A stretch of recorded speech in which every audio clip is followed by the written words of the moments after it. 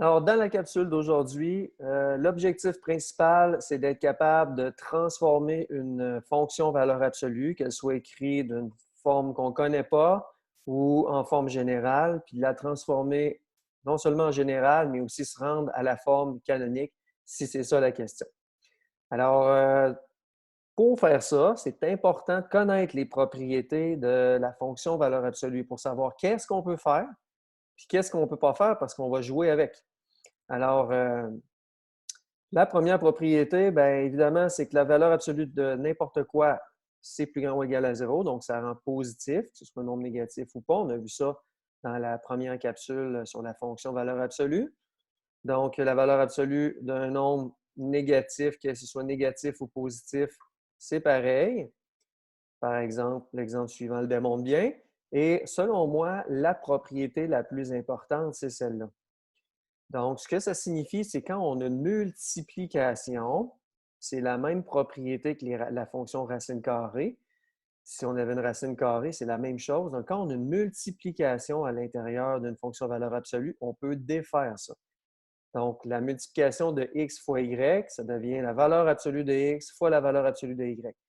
Ici, l'exemple, c'est pour te démontrer un peu que ça peut se faire, sauf que c'est plus ou moins pertinent. On va l'utiliser un peu plus avec l'algèbre. Même chose avec la division que vous allez pouvoir défaire avec la fonction valeur absolue. Alors, un premier exemple, ici, on a une équation. On voit qu'il y a une fonction, on voit qu'il y a le signe de la valeur absolue qui est là, donc on sait que c'est une fonction valeur absolue. Par contre, on n'est pas dans une forme, on n'est pas dans une forme connue. Donc, on n'est ni en forme générale, ni en forme canonique. OK? Parce que si on recule un petit peu, on va reculer comme ça. Donc, on revient en arrière pour aller vous montrer les équations. Donc, regardez les deux équations ici. Ça, c'est la forme générale, puis ça, c'est la forme canonique.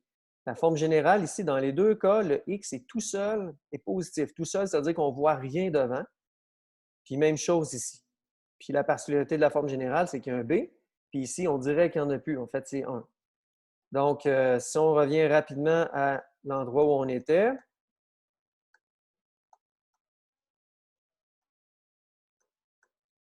voilà. Donc, dans l'exemple qu'il y a là, on voit que devant le x, il y a un 4 ici. Alors, on n'est pas en forme générale ni en forme canonique. Alors, qu'est-ce qu'on fait?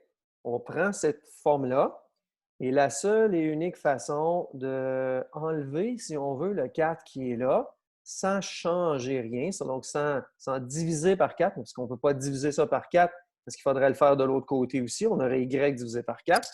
Alors là, on n'est pas plus avancé. Alors, la seule façon de jouer avec ça, c'est de travailler un petit peu avec la factorisation. Là, je ne veux pas vous faire peur, c'est de la factorisation simple, c'est une simple petite mise en évidence. Donc, on ne veut plus le 4, on veut juste x, alors on le sort de cette expression-là. Donc, on a 4x plus 12 qui devient 4 multiplié par x plus 3. Donc, on fait une mise en évidence. Si vous avez de la misère à comprendre cette partie-là, je vous invite à aller revoir vos notes de cours ou des capsules sur la mise en évidence. Là, à ce moment-là, je viens de générer une multiplication. J'ai 4 fois x plus 3. Donc, tout à l'heure, j'avais x fois y dans la propriété qui est importante. Donc, pour aller arracher le 4 de là, parce qu'ici, je suis en forme générale. À partir d'ici, je pourrais dessiner mon graphique facilement.